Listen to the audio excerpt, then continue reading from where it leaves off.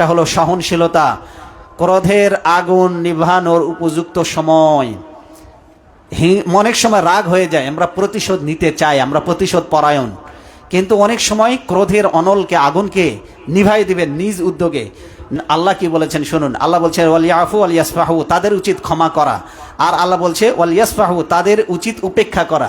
তার মানে আপনি ক্ষমা করে দেন, তাকে এড়িয়ে চলেন। রাগ হয়েছে, খুব রাগ, অনেক বড় অন্যায় করে ফেলেছে, আর আপনি তাকে মাফ করে দেন, আপনি তাকে এড়িয়ে চলেন। নবীজি বলছেন আলা তুহিব্বু আন ইয়াগফিরাল্লাহু লাকুম, আল্লাহ বলছেন তোমরা কি পছন্দ করো না যে আল্লাহ তোমাদেরকে ক্ষমা করে দিবেন?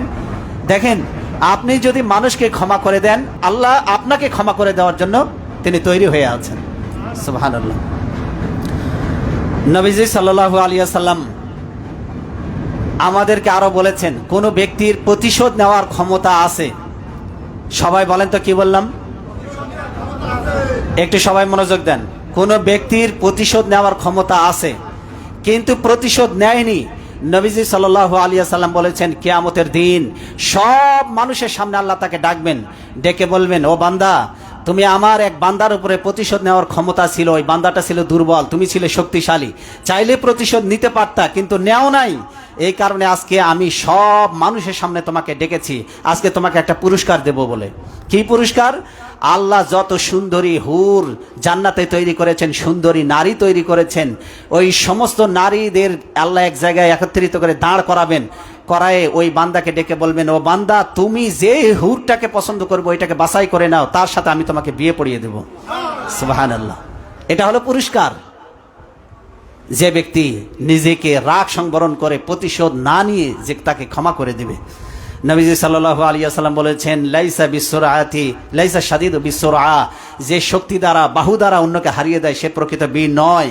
ইন্নামা শাদীদুল্লাযী ইয়ামলিকু নাফসাহু ইনদাল গাদাব, যে ব্যক্তি রাগের মুহূর্তে নিজেকে সংবরণ করতে পারে, নিজেকে গুটিয়ে নিতে পারে, সংযত রাখতে পারে, সে হলো প্রকৃত বীর। যার গায়ে শক্তি বেশি, বাহুতে বল বেশি, সে প্রকৃত বীর না। রাগের মুহূর্তে নিজেকে সংযত রাখতে পারে, সে কি? বীর। রাগ হলো ঝড়ের মতো, তুফানের মতো, মুহূর্তের মধ্যে সব তছনছ করে দিয়ে চলে যায়। সারা জীবন এটার কষ্ট ভোগান্তি পোহাতে হয়, ঠিক কিনা? রাগের মুহূর্তে কাউকে খুন করে দিয়েছেন, এবার সারা জীবন জেল খাটেন, না হলে ফাঁসিতে ঝোলেন।